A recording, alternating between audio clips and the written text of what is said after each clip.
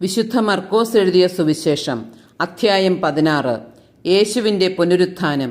Sabbath കഴിഞ്ഞപ്പോൾ മഗ്ദലന മറിയവും യാക്കോബിൻ്റെ അമ്മയായ മറിയവും സലോമിയും അവനെ അഭിഷേകം ചെയ്യുന്നതിനു വേണ്ടി സുഗന്ധദ്രവ്യങ്ങൾ വാങ്ങി. ആഴ്ചയുടെ ആദ്യ ദിവസം അതിരാവിലെ സൂര്യൻ ഉദിച്ചപ്പോൾ തന്നെ അവർ ശവകുടീരത്തെങ്കിലേക്ക് പോയി. അവർ തമ്മിൽ പറഞ്ഞു, ആരാണ് നമുക്ക് വേണ്ടി ശവകുടീരത്തിൻ്റെ വാതിൽക്കൽ നിന്ന് കല്ല് ഉരുട്ടി മാറ്റുക? എന്നാൽ അവർ നോക്കിയപ്പോൾ ആ കല്ല് ഉരുട്ടിമാറ്റിയിരിക്കുന്നു. അത് വളരെ വലുതായിരുന്നു താനും. അവർ ശവകുടീരത്തിനുള്ളിൽ പ്രവേശിച്ചപ്പോൾ വെള്ളവസ്ത്രം ധരിച്ച ഒരു യുവാവ് വലത്തുഭാഗത്തിരിക്കുന്നത് കണ്ടു. അവർ വിസ്മയിച്ചു പോയി. അവൻ അവരോട് പറഞ്ഞു, നിങ്ങൾ അത്ഭുതപ്പെടേണ്ട. കുരിശിൽ തറയ്ക്കപ്പെട്ട നസ്രായനായ യേശുവിനെ നിങ്ങൾ അന്വേഷിക്കുന്നു. അവൻ ഉയർപ്പിക്കപ്പെട്ടിരിക്കുന്നു. അവൻ ഇവിടെയില്ല. നോക്കൂ, അവർ അവനെ സംസ്കരിച്ച സ്ഥലം. നിങ്ങൾ പോയി അവൻ്റെ ശിഷ്യന്മാരോടും പത്രോസിനോടും പറയുക, അവൻ നിങ്ങൾക്ക് മുമ്പേ ഗലീലയിലേക്ക് പോകുന്നു.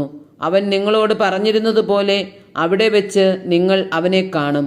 അവർ ശവകുടീരത്തിൽ നിന്ന് പുറത്തിറങ്ങി ഓടി. എന്തെന്നാൽ അവർ പേടിച്ചു വിറയ്ക്കുകയും ആശ്ചര്യപ്പെടുകയും ചെയ്തിരുന്നു. അവർ ആരോടും ഒന്നും പറഞ്ഞില്ല. അവർ അത്യന്തം ഭയപ്പെട്ടിരുന്നു. ശിഷ്യർക്ക് പ്രത്യക്ഷപ്പെടുന്നു. ആഴ്ചയുടെ 1-ാം ദിവസം രാവിലെ ഉയർത്തെഴുന്നേറ്റതിന് ശേഷം യേശു ആദ്യം മഗ്ദലന മറിയത്തിന് പ്രത്യക്ഷപ്പെട്ടു.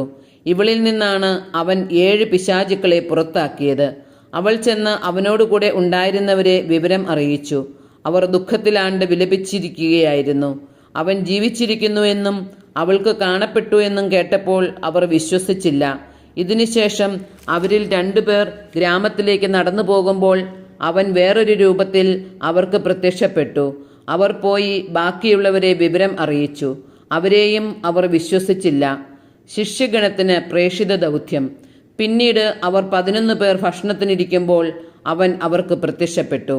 ഉയർപ്പിക്കപ്പെട്ടതിന് ശേഷം തന്നെ കണ്ടവരെ വിശ്വസിക്കാത്തത് നിമിത്തം അവരുടെ വിശ്വാസരാഹിത്യത്തെയും ഹൃദയകാഠിന്യത്തെയും അവൻ കുറ്റപ്പെടുത്തി. അവൻ അവരോട് പറഞ്ഞു, നിങ്ങൾ ലോകമെങ്ങും പോയി എല്ലാ സൃഷ്ടികളോടും സുവിശേഷം പ്രസംഗിക്കുവിൻ. വിശ്വസിച്ച് സ്നാനം സ്വീകരിക്കുന്നവൻ രക്ഷിക്കപ്പെടും, വിശ്വസിക്കാത്തവൻ ശിക്ഷിക്കപ്പെടും. വിശ്വസിക്കുന്നവരോടുകൂടെ ഈ അടയാളങ്ങൾ ഉണ്ടായിരിക്കും. അവർ എൻ്റെ നാമത്തിൽ പിശാചുക്കളെ ബഹിഷ്കരിക്കും, പുതിയ ഭാഷകൾ സംസാരിക്കും, അവർ സർപ്പങ്ങളെ കയ്യിലെടുക്കും, മാരകമായ എന്തു കുടിച്ചാലും അത് അവരെ ഉപദ്രവിക്കുകയില്ല. അവർ രോഗികളുടെ മേൽ കൈകൾ വയ്ക്കും, അവർ സുഖം പ്രാപിക്കുകയും ചെയ്യും. യേശുവിൻ്റെ സ്വർഗാരോഹണം. കർത്താവായ യേശു അവരോട് സംസാരിച്ചതിന് ശേഷം സ്വർഗത്തിലേക്ക് സമ്മുഖിക്കപ്പെട്ടു. അവൻ ദൈവത്തിൻ്റെ വലത്തുഭാഗത്ത് ഉപവിഷ്ടനായി. അവർ എല്ലായിടത്തും പോയി പ്രസംഗിച്ചു. കർത്താവ് അവരോടുകൂടെ പ്രവർത്തിക്കുകയും അടയാളങ്ങൾ കൊണ്ട് വചനം സ്ഥിരീകരിക്കുകയും ചെയ്തിരുന്നു.